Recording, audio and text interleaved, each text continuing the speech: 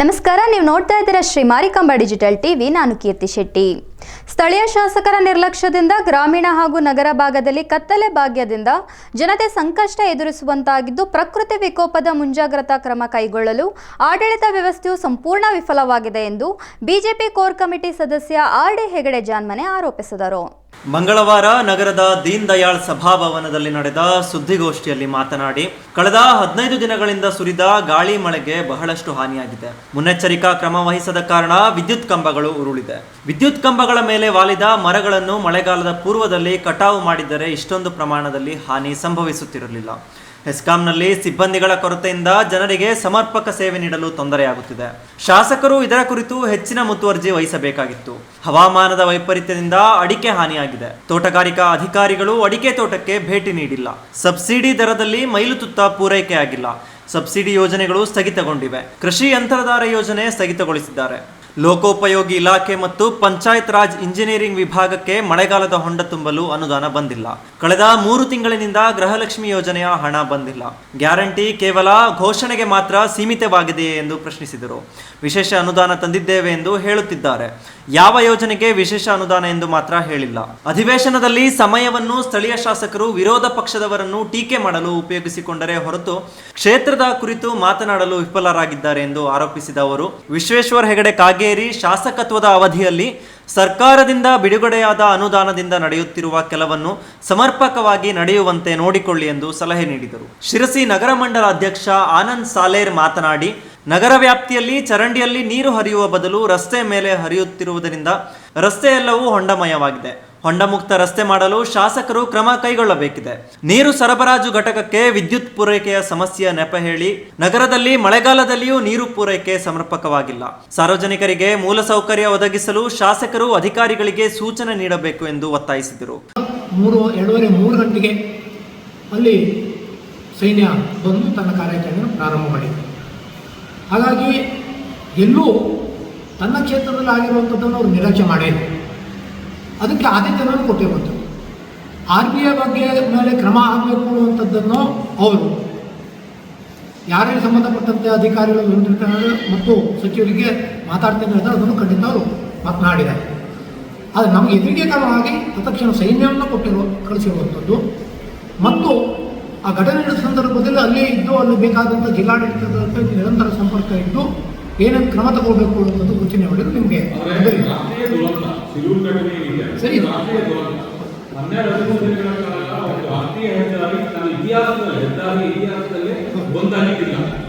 ಇಂಥ ಒಂದು major event ಮತ್ತು ಬೇರೆ ಬೇರೆ ರಾಜ್ಯಗಳಿಗೆ ಇಂಥ ಆಗ್ತಕ್ಕಂಥ ಗೋವಾ ಟು ಕೇರಳ ತಮಿಳುನಾಡು ಇಂಥ ದಾರಿ ಈ ಪ್ರಸ್ತಾಪವನ್ನು 2-3 ರಾಜ್ಯಕ್ಕೆ ಸಂಬಂಧಪಟ್ಟ ಇಶ್ಯೂ ಪ್ರಸ್ತಾಪವನ್ನು ಮಾಡಬೇಕು. ಕೇವಲ ವಾಲ್ಮೀಕಿ ಆಗಾಗ ಮಾತ್ರ ಮಾಡಿದ ಕ್ಷೇತ್ರದ ಜನತೆಗೆ ಮತ್ತು ಜನರ ಹಿತಕ್ಕೆ ಮಾಡಿದ ಅದಕ್ಕೆ ಅದನ್ನು ಸ್ಪಂದನೆ ಮಾಡ್ಕೊಂಡು ಅವ್ರು ಮಾಡಿದ್ದಾರೆ.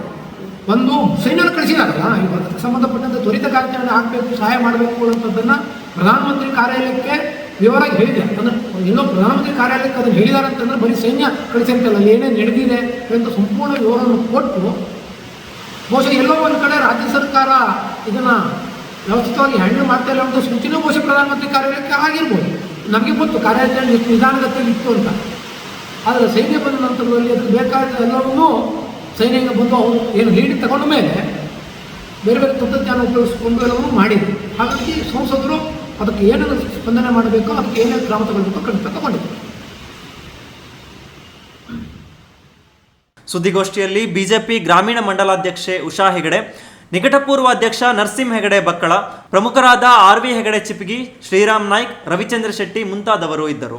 ಜಿಲ್ಲಾ ಕೋರ್ ಕಮಿಟಿ ಸದಸ್ಯ ಆರ್.ಡಿ. ಹೆಗಡೆ ಮಾತನಾಡಿ, ಮನೆ ಹಾನಿಯಾದವರಿಗೆ ಪರಿಹಾರ ನೀಡುವ ಬದಲು ಅಧಿಕಾರಿಗಳಿಗೆ ಆದೇಶ ಮಾಡುತ್ತಿದ್ದಾರೆ.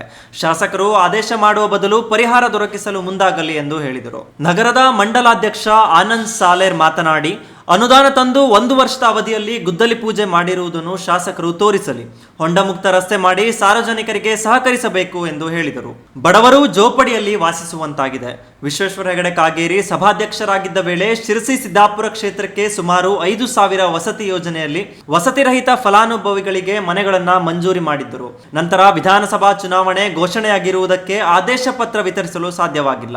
ಬದಲಾದ ಸರ್ಕಾರ ಶಾಸಕರು ಆದೇಶ ಪತ್ರವನ್ನ ವಿತರಿಸಿದ್ದಾರೆ. ಮನೆ ಮಂಜೂರಾಗಿದೆ ಎಂದು ಫಲಾನುಭವಿಗಳು ಇದ್ದ ಹಳೆಯ ಮನೆಯನ್ನು ಕೆಡವಿ ಹೊಸ ಮನೆಗೆ ಅಡಿಪಾಯ ಹಾಕಿದ್ದಾರೆ. ಸರ್ಕಾರದಿಂದ ಹಣ ಬಿಡುಗಡೆ ಆಗದಿರುವುದರಿಂದ ಮನೆ ನಿರ್ಮಾಣ ಮುಂದುವರಿಸಲು ಸಾಧ್ಯವಿಲ್ಲ.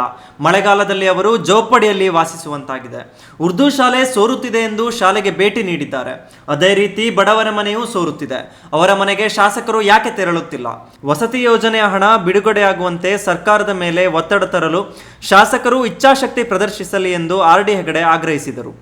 ಸಂದರ್ಭದಲ್ಲಿ ಎಲೆ ಚುಕ್ಕೆ ರೋಗಕ್ಕೆ ಫ್ರೀಯಾಗಿ ಅದನ್ನು ಸಿಂಪಡಣೆ ಮಾಡಲಿಕ್ಕೆ ಇಲಾಖೆಯಿಂದ ಒಂದು ಔಷಧಿಗಳಿತ್ತು, ಅದು ಕೋರಿಕೆ ಸ್ಥಗಿತ ಆಗಿದೆ. ಇದು ನಮ್ಮ ಬೆಳೆಗಾರರು. ಇನ್ನು ರೈತ ಗದ್ದೆ ಮಾಡುವಂಥ ಪೂರ್ವಭಾಗ ಇರ್ಬೋದು ಅಥವಾ ಎಲ್ಲ ಇರ್ಬೋದು, ಗದ್ದೆ ಮಾಡುವಂಥವರಿಗೆ ಒಂದು ಮಳೆಗಾಲದ ಜೊತೆಗೆ ನಾನೇ ಮಾತುಕತೆ ಹೇಳ್ಕೊಂಡು ಏನು ಬಾಡಿಗೆ ಕೃಷಿ ಯಂತ್ರಗಳನ್ನು ಇತ್ತು ಆ ಸ್ಕೀಮ್ ಧರ್ಮಸ್ಥಳದ ಒಂದು ಯೋಜನೆಯಲ್ಲಿ ಕೃಷಿ ಯಂತ್ರದ ಅದು ಸಹಿತ ಇವತ್ತು ಯಾವುದೇ ರೀತಿಯ ಕೆಲಸ ಮಾಡಿದ ಸ್ಥಿತಿಗೆ ಹೋಗಿಬಿಟ್ಟಿದೆ ಅನ್ನೋದನ್ನು ನಾವು ಕೇಳಿದ್ದೇವೆ. ಹಾಗಾಗಿ ಅಡಿಕೆ ಭಾಗದ ರೈತರು ಗೋಳ ಅಂದರೆ ಭತ್ತದ ಗದ್ದೆ ನಡೆಸುವಂಥ ರೈತರುಗಳು ಇನ್ನೊಂದಿದೆ. ಇನ್ನು PWD ZP ನಮಗೆ ಏನು ಮುಖ್ಯವಾದಂತಹ ಸಂಪರ್ಕ ಮಾಡಿ ಯಾವುದೇ ಅನುದಾನ ಅವರಿಗಿಲ್ಲ, ಯಾವುದೇ ಅನುದಾನ ಬಂದಿಲ್ಲ. ಹೊಸದಾಗಿ PWD ಅವರು ರಸ್ತೆ ಹೊಂಡ ತುಂಬಲಿಕ್ಕೆ ನಾವೇ ನೋಡ್ತಾ ಇದ್ದೀವಿ. ನಗರದಲ್ಲಿ ಏನೇನಾದರೂ ಅದನ್ನು ನಮ್ಮ ಅಧ್ಯಕ್ಷರು ಹೇಳ್ತಾರೆ. ರಸ್ತೆ ಗುಂಡಿಗಳನ್ನು ಮುಚ್ಚುವಂತಹ ಅನುದಾನ ಅವರಿಗೆ ಲಭ್ಯತೆ ಇಲ್ಲ. ZPಗೆ ಕೇಂದ್ರ ಸರ್ಕಾರದಿಂದ ಬಂದಿರುವಂತಹ 15ನೇ ಹಣಕಾಸಿನ ಒಂದು ಅನುದಾನವನ್ನು ಬಳಸ್ಕೊಂಡು ಇವರು ಕ್ರಿಯಾ ಯೋಜನೆಯನ್ನು ಮಾಡ್ತಾ ಇದ್ದಾರೆ ಬಿಟ್ಟು ಅದೊಂದು ಕಾಗದ ಸ್ವೀಕೃತಿ ಇಲ್ಲ. ಎಲ್ಲೆಲ್ಲಿ ಯಾರು ಶಾಸಕರನ್ನು ವಿತರಣೆ ಮಾಡಿರೋದು ಗೊತ್ತಿಲ್ಲ. ಆದರೆ ರಾಜ್ಯ ಸರ್ಕಾರದ ₹1 ಅನುದಾನವು ಜಿಲ್ಲಾ ಪಂಚಾಯತಕ್ಕೂ ಇಲ್ಲ. ಹಿಂದೆ ನಮ್ಮ ಇದ್ದಾಗ ಕೊಡುವಂಥ 2 ಕೋಟಿ, ತಾಲೂಕು ಪಂಚಾಯತ್ ಕೊಡುವಂಥ ಕೋಟಿ ಅನುದಾನ ಇವೆಲ್ಲವೂ ಸ್ಥಗಿತ ಆಗಿರೋದು ನಾವು ಕಂಡಿದ್ದೀವಿ. 1 ದಿನಕ್ಕೆ 2 ದಿನಕ್ಕೆ ಬೇಡ 8 ದಿನಕ್ಕೆ 1 ದಿನ ನೀರು ಬಿಡ್ತಿದ್ರು. ಇವತ್ತು ಇಂಥ ಮಳೆಗಾಲ ಆಗಿ ಎಲ್ಲ ಹಳ್ಳ ಕೊಳ್ಳ ಕೆರೆಗಳೆಲ್ಲ ತುಂಬಿದ್ದಾವೆ. ಆದರೂ ಇವತ್ತು ಟ್ಯಾಂಕರಲ್ಲಿ ನೀರು ಕೊಡೋ ಪರಿಸ್ಥಿತಿ ಬಂದಿದೆ. ಕಾರಣ ಕೇಳಿದ್ರೆ ನಾವು ಅದಕ್ಕೆ ಸಂಬಂಧಪಟ್ಟಿದ್ದ ಅಧಿಕಾರಿಗಳಿಗೆ ಕೇಳಿದ್ರೆ ಕರೆಂಟ್ ಇಲ್ಲ ಸರ್, ಕರೆಂಟು ಇಲ್ಲ, ಅಲ್ಲಿ 10 ಮರ ಮುರಿದು ಬಿದ್ದಿದೆ, ಇಲ್ಲಿ 8 ಲೈಟಿನ ಕಂಬ ಮುರಿದು ಬಿದ್ದಿದೆ. ಜವಾಬ್ದಾರಿ ಯಾರು? ಇವತ್ತು ನೀವು ನೀರಿನ ಬಿಲ್ ತುಂಬಿಲ್ಲ ಅಂತಂದರೆ ಅವರಿಗೆ ವರ್ಷಕ್ಕೊಂದ್ಸರಿ ಹೋಗಿ ಮನೇಲಿ ಕುತ್ಕೊಳ್ತೀರಾ. ನೀವು ನಲ್ಲಿ ಕಟ್ ಮಾಡ್ತೇವೆ, ನೀವು ನೀರಿನ ಬಿಲ್ ತುಂಬಿಲ್ಲ, ನೀರಿನ ಕರ ತುಂಬಿಲ್ಲ, ಮನೆ ಟ್ಯಾಕ್ಸ್ ತುಂಬಿಲ್ಲ ಅಂತೇಳಿ ಇದಕ್ಕೂ ಸಂಬಂಧಪಟ್ಟ ಅಧಿಕಾರಿಗಳನ್ನು ಹಿಡ್ಕೊಂಡು ಮಾನ್ಯ ಶಾಸಕರು ಇದರ ಗಂಭೀರತೆಯನ್ನು ಯಾವ ರೀತಿ ಇದೆ ಅಂತಂದರೆ ಇವತ್ತು ನಾವು ವಾರ್ಡಿಗೆ ಹೋಗಲಿಕ್ಕಿಲ್ಲ. ಇಡೀ ನಗರದಲ್ಲಿ ಸಂಚಾರ ಮಾಡಿದ್ರೆ ಏನ್ರಿ ನಿಮ್ಮ ಪರಿಸ್ಥಿತಿ, ನಮ್ಮ ಪರಿಸ್ಥಿತಿ ಅಂತಾರೆ. ನಮಗೆ ಇವತ್ತು ಕುಡಿಲಿಕ್ಕೆ ನೀರಿಲ್ಲ. ನಮ್ಮ ರಾತ್ರಿ 5 ಗಂಟೆ ಬೆಳಗ್ಗೆ ಫೋನ್ ಮಾಡ್ತಾರೆ, ಸರ್ 5 ಗಂಟೆ ನೀರು ಬಿಡ್ತಾ ಇದ್ರು, ಇವತ್ತು ನೀರು ಬಿಡ್ತಾ ಇಲ್ಲ, ನಮಗೆ 8 ದಿನ ಆಯಿತು. ನಾವೇನು ಉತ್ತರ ಕೊಡಬೇಕು? ಸಾರ್ವಜನಿಕರಿಗೆ ಏನು ಉತ್ತರ ಕೊಡಬೇಕು? ಇದು ಜವಾಬ್ದಾರಿ ಶಾಸಕರು. ಯಾಕೆ ಕೇಳಿದ್ರೆ ನಾವು ನಗರಸಭಾ ಸದಸ್ಯರಾಗಿ ಹೆಚ್ಚು ಕಡಿಮೆ 7 ವರ್ಷ ಆಯಿತು. ಯಾಕಂದರೆ 2.5 ವರ್ಷ ಏನೋ ಒಂದು ಅಧಿಕಾರ ಇಲ್ಲದೆ ಇದ್ವಿ.